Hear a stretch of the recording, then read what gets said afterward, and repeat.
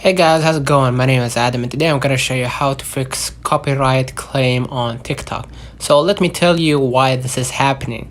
Maybe you are using a music that copyrighted by the owner itself, so you need to resolve that with the owner itself, himself, and contact with him to resolve this issue, and you can post this, or sorry, you can reinstall or re-upload this video that contain this music without maybe using the music again or using a different type of music.